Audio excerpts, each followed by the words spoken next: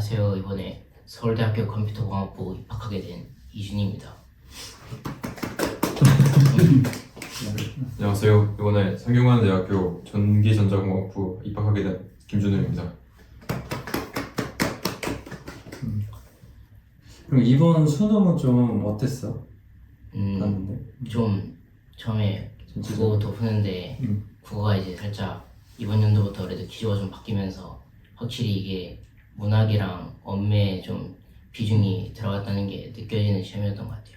그래서 문학에서 시간을 좀 많이 쓰는 바람에 이게 좀 원래 문학을 먼저 풀고 이제 언매, 독서 순으로 계속 풀어왔는데 그런 방식 때문에 이제 문학에 시간을 많이 쓰는 바람에 이게 독서에서 좀 쫓기게 되는, 그래서 살짝 수험생들이 좀 어려워했을 수 있는 그런 시험지가 됐었던 것 같아요. 국어가 그랬고 네. 혹시 영어는 그럼 다른 어떤 게 있나? 뭐 영어는 뭐 확실히 지금까지 봐왔던 것보다는 훨씬 어려웠던 것 같아요. 체감상 뭔가 시간도 좀 부족했고, 그리고 약간 뭐 청해는 그냥 그랬는데 독해 부분에서 뭐 빈칸 넣기라든지 그 다음에 뒤에 좀 순서 삽입 이런 것들이 확실히 좀 전보다는 좀 어렵지 않았나 해서 저 시간이 좀 부족해서 원래는 시간 안에 다 푸는데 한 뭐 두세 개 찍고 그렇게 됐던 것 같아요. 그럼 수학은? 수학까지도 얘기해. 수학은 그냥 그 또 이제 킬러 문제 없앤다 약간 이렇게 또 기조를 바꿨었는데 이번에 뭐 좀 22번이라든지 좀 어렵게 나오는 바람에 이게 또 미적분이 생각보다 어렵게 나왔고 해서 좀 사람들을 좀 당하게 만들었던 시험이었던 것 같아요. 그래서 지금 얘기를 들어보니까 그래도 예를 들면 네가 이제 서울대 지금 입학했다 하면 이거 뭐 학부모들 중에 일부 보는 사람이 있을 거라면 그러면 궁금 아마 할 것 같거든 느낌이. 그러니까 이렇게 공부하면 좋을 것 같다. 수능을 내가 딱 봐보니까 이런 게 중요할 것 같다. 그런 거 한마디 뭐 해줄 만한 게 있나? 뭐 과목별로 해도 될까? 네. 우리가 국영수니까. 네, 국어는 이제는 아무래도 그냥 자꾸 뭐 스킬 같은 거를 막 익히다기보다는 이제 독해력 자체를 끌어올리는 게 중요한 것 같아요.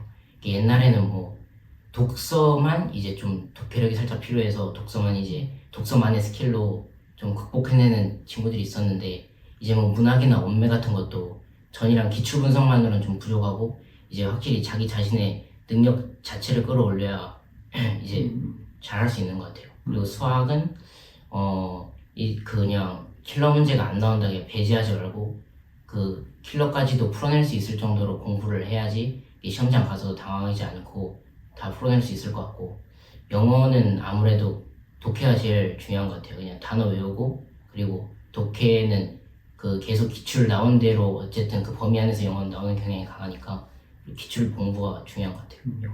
뭐 그거는 언매, 독서, 문학순을 풀었는데 언매가 생각보다 어려서 조금 놀랐지만 독서가 쉬워서 빨리 풀었고, 그다음에 문학도 시간이 살짝 모자라게 했는데 그래도 큰 걸 거의 담아놔서 잘 봤던 것 같고, 그리고 수학은 그냥 평소에 풀던 것만 풀고 나머지는 뭐 찍어서 틀린 게 별로 없어서 잘 나온 것 같고, 영어도 이번에 전력이 애초에 좀 시간이 부족한 게 기본적인 그런 거에서 당하지 않고 잘 마무리했던 것 같아요. 그럼 뭔가 그런 좀 포인트라던가 좀 이제 이런 식으로 하는 게 준비하는 게 좋을 것 같아. 이제 애들한테 뭐 그런 게 있을까 혹시? 그거는 그냥 매일매일 좀 하고 그러면 실력 많이 늘 것 같고, 수학은 수능 한 달 전까지는 그냥 어려운 문제집 풀거나 기출문제 돌리거나 해서 풀다가 한 달 정도 남았을 때는 그냥 실제 수능 시간표처럼 계속 수능 사설 모의고사를 풀거나 그런 식으로 했었던 것 같아요. 그리고 영어는 일단 실력이 좀 안 되는 것 같다 그러면 다 푸는 건 과감하게 포기하고 찍는 것도 연습하는 게 좋은 것 같습니다. 찍는 걸 연습한다는 건 뭐지? 어떤 그리고 그 시간 부족한 것, 킬러 문제 비슷한 것들은 그냥 포기하고 운에 맡기는 것도 좋은 방법이. 이거 일단 오케이. 학원을 다녀서 좀 뭐 도움을 받은 부분이라던가 뭐 좋았던 부분이라던가 사실 영어학원은 음. 그 여기 오기 전에는 이제 주로 대형학원을 많이 다녀서 근데 대형학원이 뭐 시스템이 좀 잘 돼 있다는 장점이 있기도 한데 이게 확실히 이게 사람도 한 반에 막 20명, 30명씩 하고 또 이제 그 숙제도 뭐 그냥 모두 통일되게 해서 내주고 그런 식이기 때문에 아무래도 이게 그 사람들마다 개인차가 있는데 그걸 맞춰주긴 쉽지 않은 것 같아요. 그랬는데 그냥 계기로 인해서 이제 좀 정진학원 다녀보고 그래도 여긴 이제 확실히 뭐 서너 명으로 이제 한 반 인원도 적고 그리고 이제 좀 개개인에 맞춰서 이제 개별 진도 나가고 필요한 과제들도 이제 내주면서 각기 다른 공부를 할 수 있으니까 그래도 맞춤식이 돼서 제일 좋은 것 같았어요. 저는 원래 수시리가 망해서 그냥 정시만 공부하는 입장이었는데 대형학원들은 전부 다 수시를 강제로 듣게 하는데 여기는 개인에 맞춰서 할 수 있으니까 좋았던 것 같고 그리고 그랬던 것 같습니다. 뭔가 꾸며서 말할 줄 알고 웃긴다. 오케이. 너 이거 나중에 네가 뭐 전형적인 공대생 느낌. 네가 컴공이라고? 네 맞아요. 그 요즘에 확실히 컴퓨터 공학이 많이 뜬다는 느낌이 들거든. AI나 이런 것 때문에 확실히 선호를 하는 것 같은데 원래 컴퓨터 공학을 그러면은 생각을 하고 있었나? 좀 네 원래 그쪽으로? 생각을 하고 있었는데 왜 컴퓨터 공학을 학과를 가고 싶었어?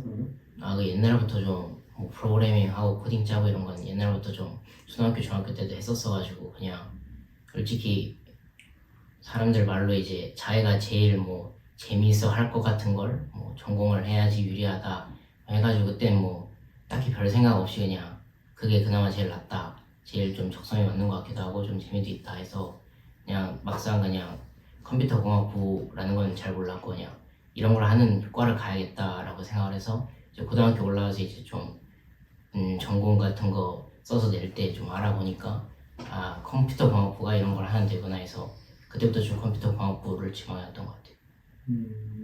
그럼 코딩 같은 것도 잘해? 아, 옛날에 좀 했었는데 지금 좀 안 해가지고. 영어를 그럼 너 같은 경우 이제 준비할 때 그 준비했던 전략들을 한번 얘기를 해볼까? 아니면 여기서 지금 하면서 영어 같은 경우 듣기랑 이제 그 앞에 있는 세 문제랑 그 뒤에는 도표나 약간 그런 간단한 문제들은 듣기 하면서 풀기로 했고 그리고 이제 어려운 문제는 약간 좀 미뤄두고 쉬운 것부터 일단 스트레스 간 다음에 그리고 이제 빈칸 첫 번째, 두 번째 거까지는 최대한 풀고 세 번째, 네 번째는 그냥 풀지 않고 넘긴 다음에 순서 삽입은 빨리 풀고 풀 수 있으면 어려운 거 있으면 약간 버리는 전략으로 하고 그래서 빨리 일단 한 바퀴는 돌린 다음에 그 다음에 빈칸 두 개는 못 풀겠으면 일단 그냥 그 근처에서 숫자 별로 없는 걸로 대충 찍고 그리고 그 다음에 이제 순서 삽입 푸는 걸로 전략을 했던 것 같아요. 그게 결국 시간 배분이 중요해서 그렇지 영어가. 네, 시간이 계속 모자라가지고 그럼 그게 상위권 애들도 다 모질라 하나? 다 모자르죠. 잘하는 애들이 얘 같은 경우는 거의 딱 맞았가지고 5분에서 10분 정도 빨리 끝냈는데 근데 결론적으로 수능 가고 전 당황. 그럼 영어는 시간을 이렇게 남아 하는 애가 별로 없어 원래? 그렇죠. 그 난이도에 따라 달라요. 근데 좀 쉽게 나오면 이제 좀 애들이 다 남았다 하는데 한 번씩 쉽게 나와서 좀 잘하는 애들이 남았다 하면 이제 그냥 그 좀 원래 부족했던 애들도 딱 다 풀고 이 정도면 좀 쉬운 시험이 되는 거고 이제 대부분 애들은 이제 좀 잘하는 애들도 빡빡하게 끝내고 이제 못하는 애들은 한 뭐 아까 말했던 뭐 빈칸 두 문제 정도 이제 찍어서 하는 뭐 그런 주로 그런 전략을 많이 써요. 근데 이번엔 어쨌든 좀 어렵다고 네, 좀 봐야겠지. 국어도 시간이 부족한가 그게? 네, 국어 원래 좀 네. 그 사실 수학은 시간이 부족하진 않잖아 상위권들한테 원래 그거. 네, 약간 그런 이유가 좀 강한. 그게 좀 차이겠구나. 그러면 다른 과목도 한번 준비한 거 얘기를 해볼까? 아까 얘기했었던가? 네, 저 국어 준비한 건 얘기 안 하긴 했는데 한번 얘기해볼까? 그런 거. 뭐 네. 나는 이렇게 준비했다. 국어는 이제 기출문제를 정말 많이 돌렸던 것 같아요. 그냥 고등학교 1, 2학년 때부터 해서 이제 뭐 이제 자세하게 좀 글이랑 뭐 선지에서 다 분석을 쭉 했고, 그리고 고3 때는 이제 기출 분석보다는 이제 좀 이제 다양한 지문들을 읽고 매일매일 또 국어는 하는 게 중요하니까, 그래서 기출은 반복 그리고 자세하게 분석하는 게 중요한 것 같고, 그리고 이제 고3 때는 이제 좀 분석보다는 좀 실전 위주로 해서 그렇게 많은 문제를 좀 풀어보려고 했었던 것 같아요.